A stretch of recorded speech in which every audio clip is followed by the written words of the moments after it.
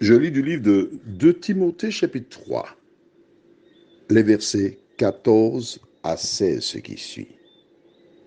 Toi, demeure dans les choses que tu as apprises et reconnues certaines, sachant de qui tu les as apprises. Dès ton enfance, tu connais les saintes lettres qui peuvent te rendre sage à salut par la foi en Jésus-Christ. Toute écriture est inspirée de Dieu et utile pour enseigner, pour convaincre, pour corriger, pour instruire dans la justice. Notre thème, c'est Sainte Lettre. Prions. Notre Seigneur et notre Dieu, nous sommes en train de développer les différents éléments qui permirent à Jésus de répondre à l'ennemi. Il est écrit. Nous ne lisons pas la Bible, mais nous l'étudions pour savoir pourquoi nous devons lire la Bible. Seigneur, merci de nous enseigner toi-même. Que ton esprit nous dirige dans la connaissance de toute la vérité, nous t'en prions. Au nom de Jésus et pour ta gloire éternelle. Amen. Rappelle-toi, nous avons vu comment Jésus a répondu, il est écrit. Alors nous cherchons à savoir pourquoi il nous faut dire aussi, il est écrit. Premièrement, il faut lire la parole, car nous avons vu hier, dans Jean 5, 39, vous sondez les Écritures parce que vous pensez avoir en elles la vie éternelle. Ce sont elles qui rendent témoignage de moi. Et ce que je te dis là, je cite, je ne lis pas dans la Bible. Pourquoi? Parce que je lis la Bible chaque année. Et je voudrais te contaminer. Je voudrais que tu fasses de même. Note systématiquement, je te parle de lire la Bible. Quand tu lis la Bible, personne ne pourra te tromper.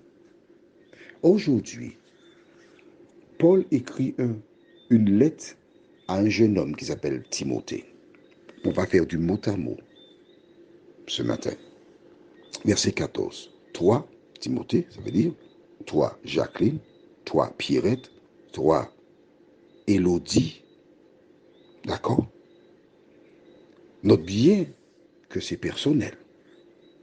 Demeure dans les choses que tu as apprises et reconnues certaines. Attention, il ne dit pas demeure dans les choses que tu as apprises, ce qui sous-entendrait que tout ce que nous avons reçu de nos parents, la tradition, il faut rester là-dedans. Non, il ajoute et reconnues certaines. C'est-à-dire, tu utilises ton cerveau pour voir si ce qu'on t'a dit, ça a du sens. C'est bien. Et si c'est la vérité, demeure là-dedans. Il ajoute, sachant de qui tu les as apprises. Dès ton enfance. Donc ce n'est pas d'aujourd'hui. Il y a un moment. Tu connais les saintes lettres qui peuvent te rendre sage à salut. De quoi parle-t-il, les saintes lettres? Rappelle-toi, quand Jésus a dit « il est écrit », il fait allusion à quelque chose qui est écrit. Nous savons que ce qui est écrit, c'était ce qu'on appelle aujourd'hui l'Ancien Testament. Le Nouveau Testament n'existait pas. Jésus se référait à l'Ancien Testament et cela lui permettait de tenir ferme face à l'ennemi. Mais Paul, quand il écrit, le Nouveau Testament n'est pas encore réalisé, puisqu'il faut qu'on récupère tous ces écrits de ces hommes des siècles plus tard et les ajouter à l'Ancien Testament, ce qui donne la Bible. Donc là encore, Paul fait allusion aux 7 lettres, l'Ancien Testament. Et que font ces lettres? Peuvent te rendre sage à salut en Jésus-Christ. Parce que toute écriture est inspirée de Dieu et utile pour enseigner, pour convaincre, pour corriger, pour instruire dans la justice. Voilà pourquoi l'Ancien Testament, parce que c'est ce que déclare Paul ici, le Nouveau n'existe pas encore. Voilà pourquoi Dieu a donné sa parole. Prions.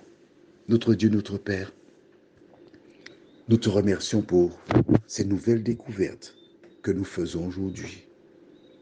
Nous réalisons en vérité qu'il est important pour nous de lire la parole. Merci pour ces révélations. Merci parce que cela nous permet de comprendre comment Jésus a pu remporter la victoire.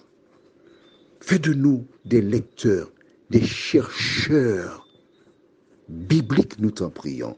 Au nom de Jésus, pour ta gloire éternelle. Amen. Je te souhaite une bonne journée.